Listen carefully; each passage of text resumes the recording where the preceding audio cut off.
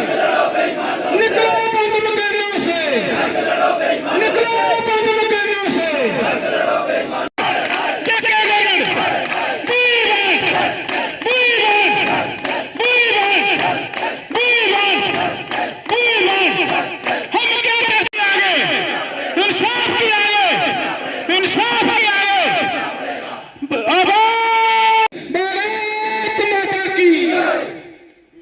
इस जंग की लड़ते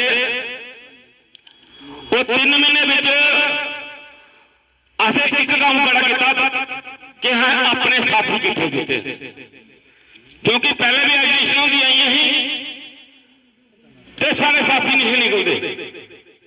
हूँ एक ऐसा बनी कि सारे साथी सब निकला दे और सारे साथी आवा दे। अस बड़ा खुश है, किस्मत वाले हैं। कैसे मैं बमड़वड़ी भी आखे हाँ कि ऐसे जी मोती की माला परोई है, बड़ी मुशरफ ने परोई है और इसी परोने वास्ते बड़ा टाइम लगा, 22 साल लगी है।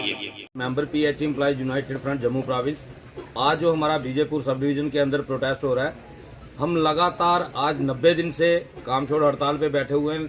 अपनी जायज़ मांगे जो हमारी 3 मांगे हैं, जिनको LG मनोज सिन्हा जी ने भी खुद 11 नवंबर 2020 को एग्री किया हुआ है कि आपकी ये सारी डिमांडें जो है जायज़ हैं, उनको मनवाने के लिए हम लोग धरना प्रदर्शन करते आ रहे हैं। लेकिन सरकार अभी तक हमारी मांगों के ऊपर सीरियस नहीं दिखाई दे रही है। इसी सिलसिले में आज बीजेपुर सब डिवीजन के अंदर भी प्रोटेस्ट हो रहा है। दूसरा कारण ये है कि जो हमारे PHE डिपार्टमेंट के ऑफिसर्स हैं वो हमारे वर्कर को हरास कर रहे हैं। जो उनके चहेते हैं, जो उनके चमचे हैं, उनकी वेजेस दी जा रही है, जबकि सरकार ने सबकी वेजेस रिलीज की हुई है, लेकिन बाकी जो लोग हड़ताल पे बैठे हैं उनकी वेजेस रोक के रखी है। तो प्रशासन से ये हमारा सवाल है, जो हमारी 17 महीने की जो हमने काम किया था वो वेजेस आपने क्यों रोकी? अगर आपके पास वेजेस देने की शक्ति नहीं है, वेजेस देने की पावर नहीं है, तो काटने की पावर आप कहां से लाते हो?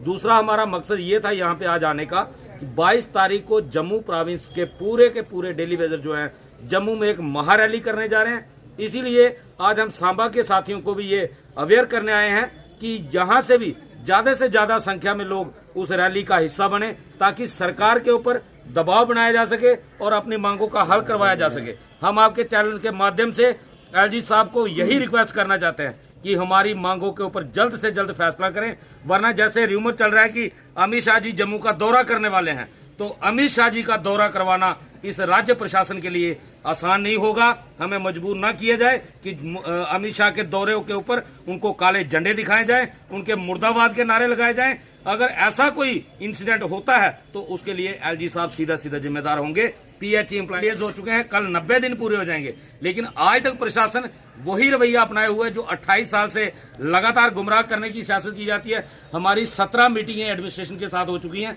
लेकिन आज भी एडमिनिस्ट्रेशन ये चाहती है हमें टाइम दे दो, 15 दिन का टाइम दे दो, 20 दिन का टाइम दे दो, हम आपका मसला हल कर रहे हैं, आपका मसला अंडर कंसिडरेशन है।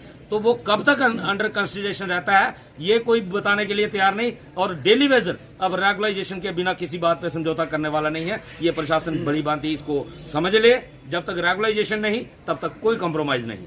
धरना प्रोटेस्ट में बैठे हुए हैं, उनकी मांगे जायज़ हैं और इस माह के अंत तक कोई ना कोई उनके लिए फैसला, अच्छी खुशखबरी आ जाएगी।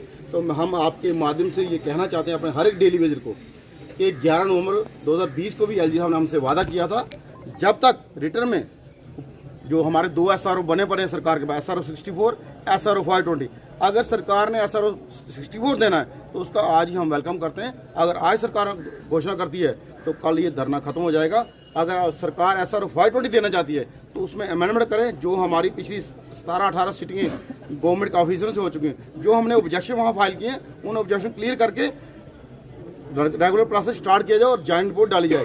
LG साहब ने 10 सितंबर को जो ये बात बोली थी, तो उन्होंने इस चीज़ को रिकॉग्नाइज किया है कि PHE employees United front Jammu province जो धरना प्रोटेस्ट कर रहा वो जायज़ है बिल्कुल, और उनकी मांगे जायज़ हैं। तो हम LG साहब को ये कहना चाहते हैं, देर मत कीजिए। हर 30 को हमारा कोई ना कोई साथी 60 साल का होकर रिटायर हो रहा है, या कोई साथी हमारा बगैर पैसे के अपनी ट्रीटमेंट नहीं करवा पा रहा और हॉस्पिटल के बेड पे उसकी डेथ हो रही है, या कोई साथी डिप्रेशन का शिकार होकर फैमिली की प्रेशर के कारण उसके बच्चों की एजुकेशन नहीं हो रही, उसके बच्चों को रोजी नहीं मिल रही, उसके बच्चों की बाकी ज़रूरतें पूरी नहीं हो रही, वो अपने माँ बाप की सेवा नहीं कर पा रहा।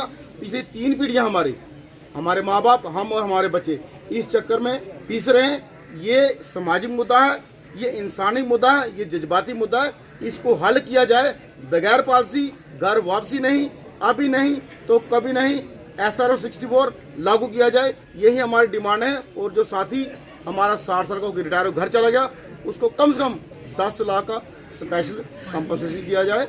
और जिसकी डेथ हो गई हमारे भाई की काम करते करते, उसके परिवार के मेंबर को गवर्नमेंट की परमानेंट जॉब दी जाए और उसका जितना पेंडिंग बनता है वो दिया जाए। ये शोषण बंद किया जाए। हमें LG साहब से इसलिए उम्मीद है क्योंकि जब भी रेगुलर पॉलिसी हुई है वो गवर्नर रूल में हुई है। इलेक्टेड सरकारें जो होती हैं, जब वो बनती हैं तो ये बंदरबाड़ का खेल हो जाता है। कोई कहता 500 मेरे लगाओ, 800 मेरे लगाओ। ये मैं नहीं कह रहा, ये बीजेपी के एक बड़े नेता श्री देवेंद्र सिंह राणा जी ने ये बात कही है कि जब भी होगा LG एडमिनिस्ट्रेशन में होगा, क्योंकि सिंगल विंडो सिस्टम है। और जब रूलिंग इलेक्टेड किसी पॉलिटिकल पार्टी की सरकार होती है तो वहाँ पे ये चीज़ पॉसिबल नहीं होती, इतनी विल पावर नहीं होती, क्योंकि चीफ मिनिस्टर होगा अपने MLA या मिनिस्टर को नाराज नहीं कर पाएगा। आज की डेट में होगा और आज की डेट में ही करवा के रहेंगे।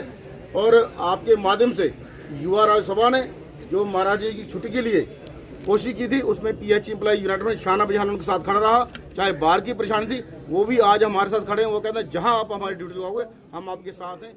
जय हिंद।